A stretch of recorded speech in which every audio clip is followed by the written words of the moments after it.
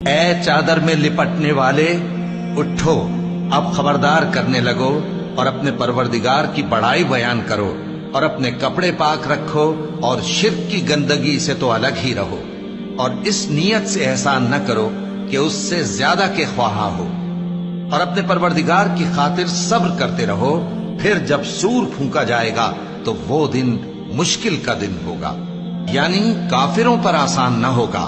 मुझे उस शख्स से समझ लेने दो जिसको मैंने अकेला पैदा किया और मैंने उसको बहुत सा माल दिया और हर वक्त हाजिर रहने वाले बेटे दिए और उसको हर तरह के सामान में वुसअत दी, फिर भी लालच रखता है कि मैं उसे और ज्यादा दूं। ऐसा हरगिज नहीं होगा।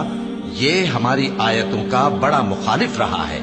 मैं इसे एक बड़ी चढ़ाई चढ़ाऊंगा।